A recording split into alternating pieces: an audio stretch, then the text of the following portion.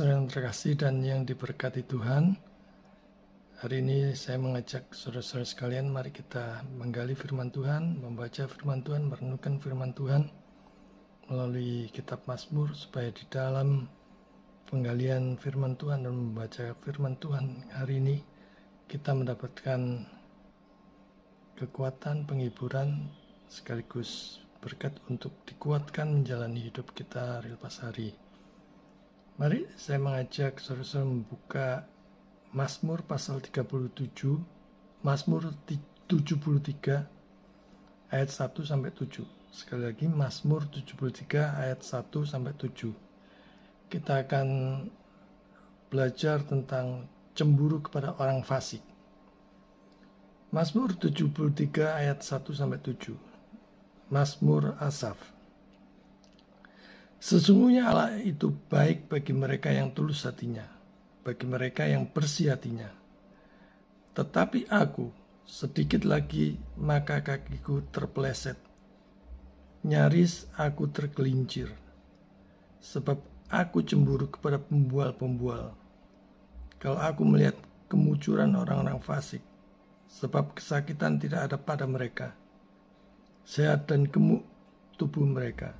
Mereka tidak mengalami kesusahan manusia, dan mereka tidak kena tulah seperti orang lain. Sebab itu mereka berkalungkan kecongkaan dan berpakaian kekerasan. Karena kegemukan, kesalahan mereka menyolok, hati mereka meluap-luap dengan sangkaan. Saudara-saudara yang terkasih, cemburu yang membabi buta itu bisa merusak diri. Tetapi cemburu yang datang dari Tuhan Allah kita adalah kudus. Jadi cemburu dari Tuhan Allah kita adalah kudus. Manakala kita mendoakan Dia dengan sujud menyembah, berbakti kepada yang lain selain Dia. Dalam Keluaran pasal 20 ayat 5 katakan, sebab aku, Tuhan Allahmu, adalah Allah yang cemburu. Seringkali kita mudah cemburu melihat orang lain yang sepertinya diberkati dengan melimpah. Apalagi kalau orang yang diberkati itu sama sekali tidak mengenal Tuhan. Tapi kok malah kesannya diberkati secara luar biasa. Kesannya lebih dikasih dibandingkan kita yang sungguh-sungguh percaya kepada Tuhan, Juru Selamat kita, bahkan yang mungkin sebagian dari saudara-saudara melayani dengan sungguh-sungguh. Lantas mulai timbul rasa cemburu, rasa iri, bersungut-sungut, dan menganggap Tuhan tidak adil dan sebagainya. Saudara-saudara yang terkasih, kesuksesan, kemakmuran, kenyamanan orang lain yang tidak mengenal Tuhan memang bisa membuat kita cemburu. Apalagi kalau di depan mata kelihatannya diberkati dengan begitu melimpahnya, dengan dirinya sendiri yang dalam pandangannya mengikuti, melayani Tuhan, mati-matian dari dulu, hidupnya biasa-biasa saja. Doa permohonannya dalam hal-hal tertentu tak kunjung dijawab-jawab juga. Lambat laun hal ini bisa membuat orang percaya semakin lemah dan terguncang imannya. Saudara yang terkasih, tidak ada seorang pun di dunia ini yang superman rohani. Dalam artian yang begitu tahan uji terhadap segala sesuatu. Kita harus sadar bahwa kalau Roh Kudus tidak menguatkan, tidak meneguhkan iman seseorang, siapapun dia adanya, dia bisa jatuh kapan saja kalau tidak dikuatkan. Makanya penting untuk selalu menggali, membaca firman Tuhan, merenungkan firman Tuhan setiap saat.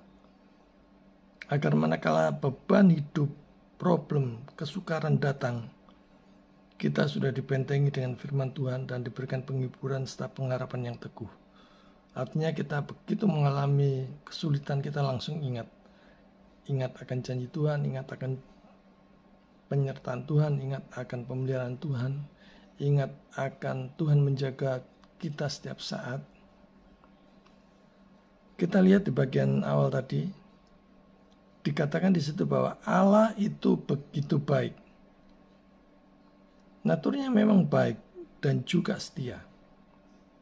Allah itu baik kepada semua orang, baik kepada orang pilihan maupun kepada orang yang non pilihan, orang fasik, baik kepada yang menentang dia sekalipun, bahkan yang memberontak kepada dia sekalipun. Dia adalah Allah yang kasih. Dia memberikan matahari yang sama untuk semua orang. Dia juga memberikan hujan yang sama untuk semua orang, baik itu kepada orang yang saleh maupun koruptor, baik kepada pelayan yang setia maupun kepada penjahat. Tetapi ingat, Dia juga Maha Adil, dan kasih-Nya tidak mungkin menabrak keadilannya. Siapapun yang melanggar kekudusannya, melanggar firman-Nya, ada konsekuensi yang harus dihadapi. Untuk orang percaya akan diajar, untuk orang yang tidak percaya akan dihukum. Apakah di dalam hidup ini ataupun nanti pada hari penghakiman. Saudara-saudara yang terkasih, kita mesti ingat, kalau kita hidup di dunia ini sangat-sangat terbatas. Mungkin 50 tahun, mungkin 60 tahun, mungkin 70 tahun. Artinya terbatas. Tetapi kehidupan setelah kematian itu kekal. Dan kita mesti ingat ini setiap saat. Nah, problemnya adalah yang patut kita tanyakan secara pribadi adalah di manakah saudara akan berada setelah kemah kita di dunia ini dibongkar Tuhan.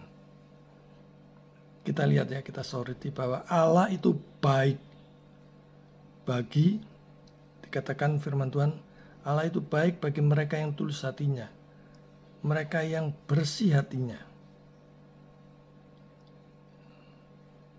Artinya bekerja dengan tulus, melayani dengan tulus, semata-mata karena cinta Tuhan, bukan motivasi untuk diri sendiri ataupun pamrih. Kebanyakan orang-orang melakukan apapun, kesalahan apapun atau perbuatan baik apapun dengan motivasi, dengan pamrih, tapi tidak melakukannya dengan begitu tulus, sungguh-sungguh tulus untuk kemuliaan Tuhan. Juga dikatakan Allah itu baik bagi mereka yang bersih hatinya. Saudara-saudara yang terkasih, hati ini sering dikuasai yang negatif, mudah berprasangka buruk, mudah iri, dengki, dan sebagainya. Apalagi seperti yang konteks yang kita baca saat ini, melihat kesuksesan, kemakmuran, kenyamanan orang lain yang tidak mengenal Tuhan. Terlebih lagi orang itu sukses luar biasa, padahal dia tidak mengenal Tuhan, tidak mempunyai pengenalan akan Allah yang benar, dan sebagainya. Apapun yang saudara hadapi saat ini, percayalah, Dia, Allah itu baik. Dia baik kepada mereka yang tulus hatinya dan yang bersih hatinya. Saya teringat quotes yang diucapkan oleh John Owen yang cukup bagus. The greatest sorrow and burden you can lay on the Father, the greatest unkindness you can do to Him is not to believe that He loves you. Kesedihan dan beban terbesar dapat saudara berikan kepada Bapa. Ketidakbaikan terbesar yang saudara lakukan kepadanya adalah tidak percaya bahwa Dia mengasihimu. Dan kita harus sadar bahwa Allah itu sungguh-sungguh mengasihi orang berdosa. Lantas bukan berarti kita harus seenaknya berbuat begitu saja, dosa-dosa dengan sengaja ya. Kan tahu bahwa Allah mengasihi kita. Justru kita mengetahui Allah mengasihi kita, maka kita harus berbuat selaras dengan firman Tuhan. Pemazmur mengatakan, aku sedikit lagi terpeleset, tergelincir. Nah, kalau pemazmur saja mengalami hal yang demikian, apalagi kita. Kita mudah jatuh dalam kecemburuan terhadap orang fasik yang tidak mengenal Tuhan, tapi kelihatannya sangat diberkati. Sedangkan mungkin dalam pikiran kita sendiri yang mati-matian, taat dan patuh kepada Tuhan, kesannya sulit dan sedikit diberkati secara materi. Atau lama sekali doa dan permohonan kita dikabulkan. Padahal kita lupa bahwa kita mendapatkan begitu banyak berkat rohani saat mengikuti Yesus, saat kita menggumulkan firman Tuhan. Berkat rohani nilainya kekalan, saudara. Sedangkan yang jasmani itu sementara, hanya sebatas selama kita hidup. Matthew Henry mengatakan, pemazmur sangat tergoda iri pada kemakmuran orang fasik. Ini adalah godaan umum.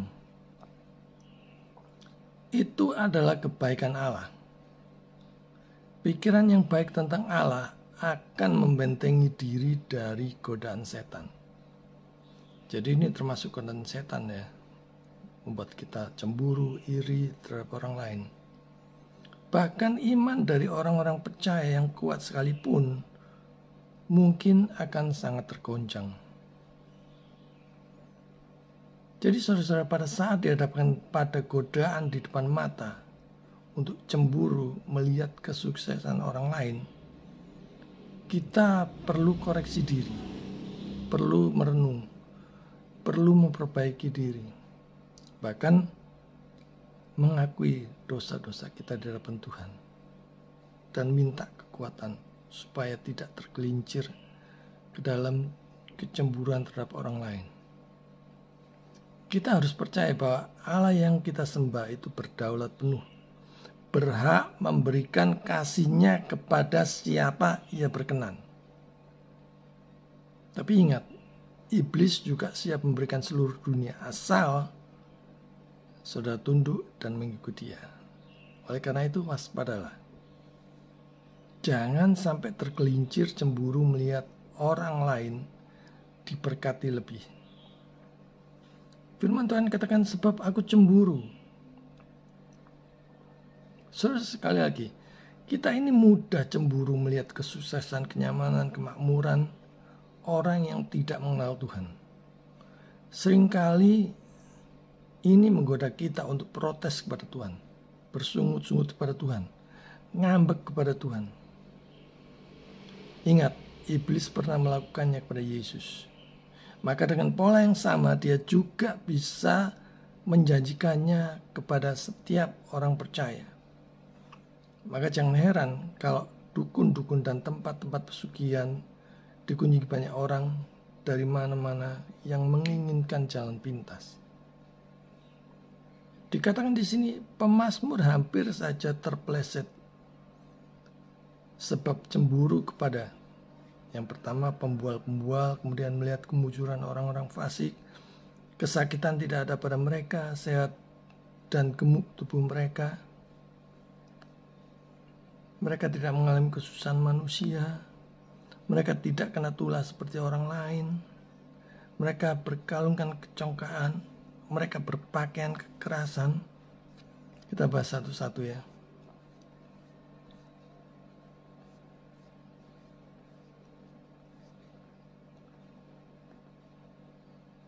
Dikatakan dia akan terpeleset karena cemburu kepada yang pertama, pembual-pembual. Saudara bisa bayangkan betapa panasnya pemazmur. Hati pemazmur sudah membual diberkati. Nah, ini juga mungkin terjadi terhadap kita. Kalau sudah membual diberkati, membuat panas hati saudara kah? Bukankah di gereja juga banyak para pembual yang mengkhotbahkan kemakmuran yang menenakkan telinga ketimbang memberitakan Injil yang membawa saudara kepada keselamatan? Kita lihat begitu kontrasnya. banyak lagi pengikutnya. Saudara, jangan terlalu silau dengan gereja yang banyak pengikutnya. Ingat, setan selalu memberikan banyak pengikut sepanjang itu menyimpang dan sesat.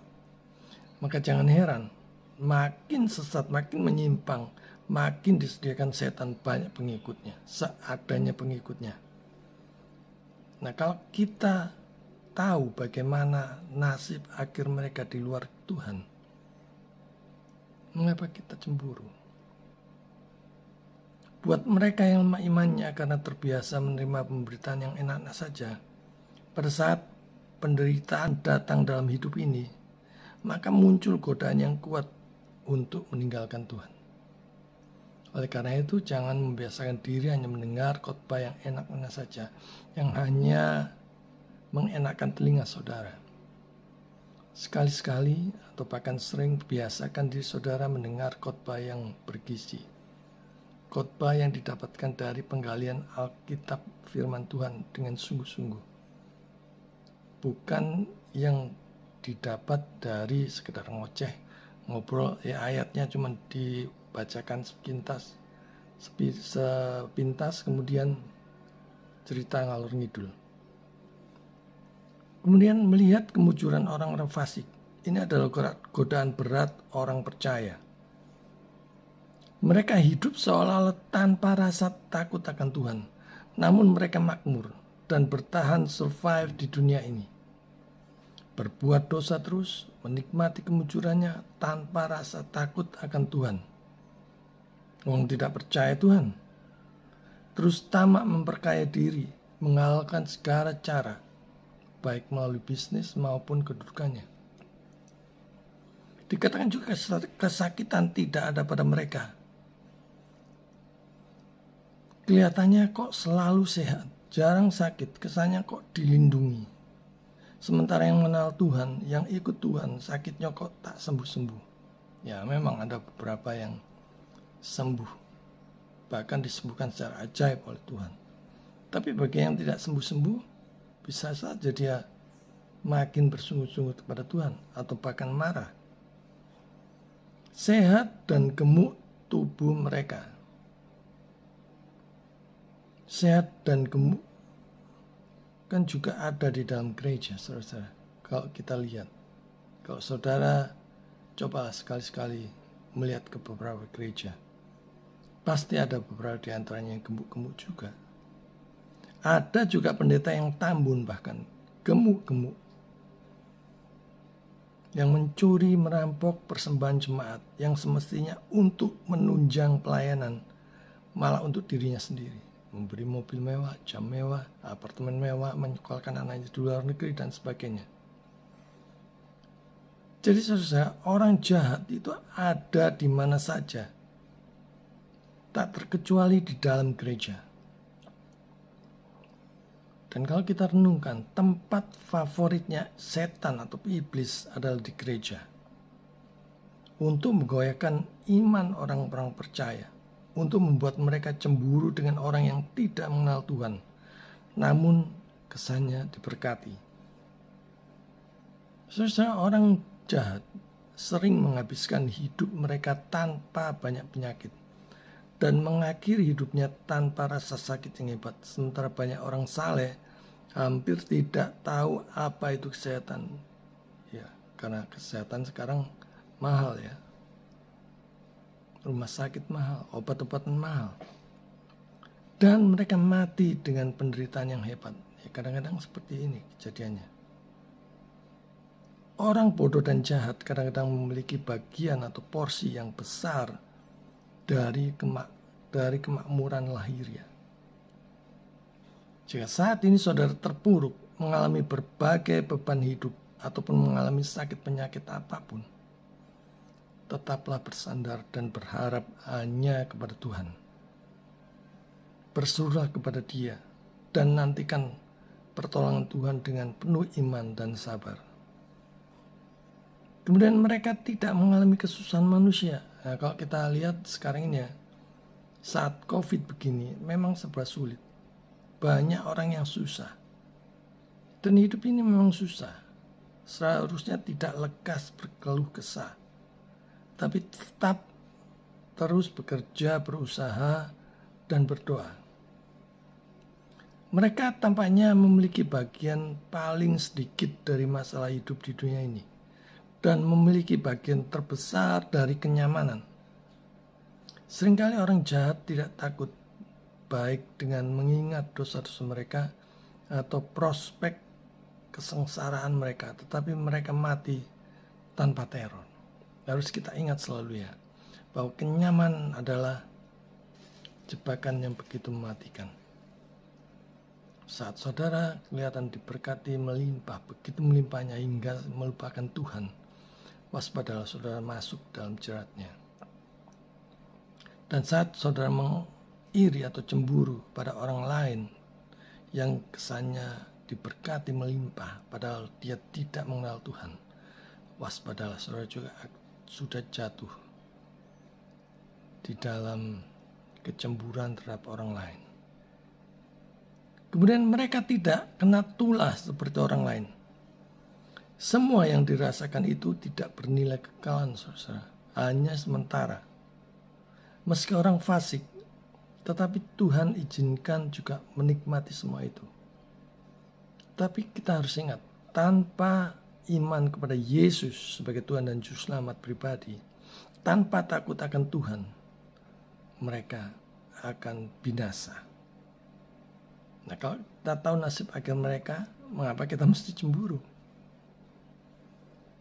Mereka berkalungkan kecongkaan. Nah, ini banyak ya.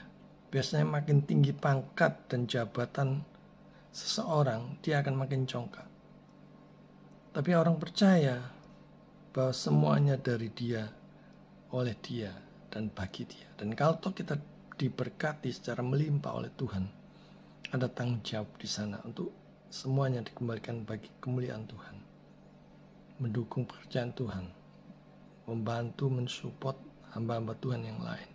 Gereja-gereja yang belum mampu. Pelayan-pelayan misi di pedalaman dan pedesaan. Di sekitar kita, maka kita harus peduli. Maka berkat-berkat itu semestinya kita salurkan. Bukan untuk memperbesar kerajaan pribadi kita, bukan untuk memperbesar egois kita, makin pelit, makin tamak, makin rakus dan sebagainya. Mereka berpakaian kekerasan. Kekerasan hanya akan menyebabkan luka yang makin dalam. Mari kita utamakan kasih seperti yang diajarkan Tuhan Yesus. Jadi ini sekali lagi ya diulangi oleh pemazmur, cemburu kepada orang fasik. Cemburu kepada orang-orang fasik karena kegemukan, kesalahan mereka yang menyolok, hati mereka meluap-luap dengan sangkaan. Kegemukan yang pertama, kegemukannya. Ada yang bilang kegemukan adalah simbol kemakmuran, tetapi kemakmuran yang diperoleh dari mana? Apakah itu sungguh-sungguh benar-benar berkat dari Tuhan ataukah dapat dari korupsi dan sebagainya? Apakah diperoleh dengan cara yang benar ataukah di luar firman Tuhan? Beberapa pebisnis yang begitu tamak, gemuk dan kelihatannya sehat, kelihatannya diberkati Tuhan, padahal menghalalkan segala cara. Lantas kita iri kepada mereka. Pada saat kita iri, pada saat kita cemburu, kita sudah jatuh. Karena hukuman terhadap mereka kelak akan dijatuhkan. Jadi sekali lagi, mengapa kita harus cemburu? Mengapa kita harus iri? Beberapa hamba Tuhan palsu yang ada biasanya kelihatan gemuk. Saya tidak katakan orang yang gemuk atau pendeta yang gemuk itu kebanyakan demikian ya. Tetapi beberapa hamba Tuhan palsu, artinya yang tidak memberitakan Injil sesungguhnya, Injil sepenuhnya, yang tidak didapatkan dari penggalian firman Tuhan sungguh-sungguh, yang hanya mengandalkan fasilitanya atau pintar bersilat lidah. Mereka ada yang gemuk. Ada yang mencuri merampok persembahan jemaat, memperkaya diri sendiri dengan memakainya untuk beli mobil mewah, apartemen, jam tangan mewah, seperti dalam Pastor in Style, kalau saudara pernah melihat di IG ya. Mereka melakukannya itu dengan kedok kesalehan. Lantas mengapa kita merasa iri? Mengapa kita mesti cemburu? Dari firman Tuhan kita tahu nasib mereka akan bagaimana. Jangan buru-buru bangga dengan gereja yang demikian. Ya kelihatan wah, mewah, megah. Jangan mudah silau. Kalau mau bergereja, kalau mau ke gereja untuk beribadah, terlebih lagi untuk melayani, bergumulkan dulu, tanya Roh Kudus, saudara harus beribadah dan melayani di mana. Yang pertama harus kita perhatikan, lihatlah apakah firman Tuhan di sana didapatkan dari penggalian yang sungguh-sungguh atau hanya sekedar pemanis bibir saja. Pemanis bibir itu maksudnya firman dibacakan sekilas tanpa ada penjelasan panjang lebar, tanpa ada penggalian atau eksegesis atau eksposisi, tapi kemudian disusul oleh dongeng, cerita-cerita yang tidak ada hubungannya dengan firman yang diberitakan. Dikatakan di situ kesalahan mereka menyolok. Ya banyak sekali ya, bahkan kesalahan-kesalahan menyolok kalau pada era seperti ini justru membuat orang itu terkenal. Justru membuat orang itu makin populer. Kadang kita tidak sabar melihat kesalahan yang begitu mencolok di depan mata. Kesannya kok dibiarkan begitu saja. Saudara yang terkasih, cepat atau lambat hukuman itu pasti tiba. Sabarlah. Hati mereka meluap-luap dengan sangkaan, apalagi terhadap lawan. Dalam hukum dunia bisa sebaliknya, saudara, diputar balikkan. Yang benar bisa salah dan yang salah bisa benar. Tergantung yang dibela adalah mana yang memberikan lebih besar. Tetapi dalam hukum Allah yang maha adil, tidak mungkin terjadi demikian. Semuanya jelas dan terang benderang bagi Dia.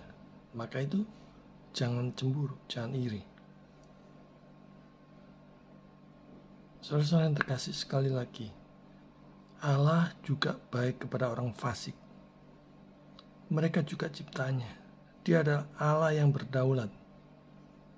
Dia maha tahu apa yang dia telah berbuat. Kepada siapa ia berbuat kasih. Kalau mereka kelihatannya lebih baik diberkati, jangan cemburu.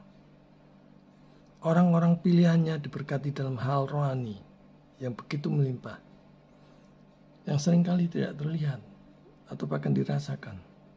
Mereka diberkati secara jasmani yang bernilai sementara dan yang kelihatannya melimpah. Artinya mereka sudah ditetapkan demikian. Jadi jangan cemburu. Kalau pemazmur saja bisa hampir tergelincir cemburu kepada mereka, apalagi kita. Tentu Roh Kudus yang akan mengingatkan. Oleh karena itu kita perlu rajin menggali, merenungkan firman Tuhan agar saat kita hampir jatuh dalam kecemburuan seperti ini, firman Tuhan mengingatkan, oh ya, tidak boleh begini. Seringkali Tuhan mengeraskan hati seorang sebagai hukuman, sebagai suatu hukuman. Tuhan yang mengeraskan hati mereka untuk tidak taat. Ini adalah hukuman yang begitu mengerikan. Maka kita perlu bersyukur apa adanya yang sudah Tuhan berikan saat ini. Tidaklah sia-sia, sekali lagi saya tegaskan, tidaklah sia-sia melayani Tuhan dan mentaati peraturan-peraturannya. Marilah kita belajar bahwa jalan pengudusan diri seseorang yang sebenarnya melalui pembersihan dari semua pencemaran baik jiwa maupun tubuh. Hati dibersihkan oleh darah Kristus dengan iman dan melalui pekerjaan Roh Tuhan yang dimanifestasikan dengan ketetapan hati, tujuan dan pembelajaran kekudusan dan jalan hidup dan tindakan yang tidak bercela, maka tangan kita dibersihkan. Dibersihkan oleh darah Tuhan yang sudah tersuara di atas kayu salib. Tidaklah sia-sia untuk melayani Tuhan dan mentaati peraturan-peraturannya. Mari kita sukacita dalam hal apapun. Tidak perlu cemburu dengan kesuksesan, kenyamanan, berkat yang melimpah yang didapatkan oleh orang lain. Adalah hak Allah memberi berkatnya kepada siapapun dalam jumlah berapa. Itu adalah hak Allah. Kita percaya Dia adalah setia dan adil. Bukan menurut apa yang kita bayangkan, apa yang kita pikirkan, tetapi di dalam hikmatnya, karena Dia maha kuasa, karena Dia maha tahu bahwa Dia sungguh baik. Mari muliakan Tuhan dalam kondisi apapun dengan bersandar kepada Dia dan percaya penuh pemeliharaan Tuhan. Tuhan memberkati.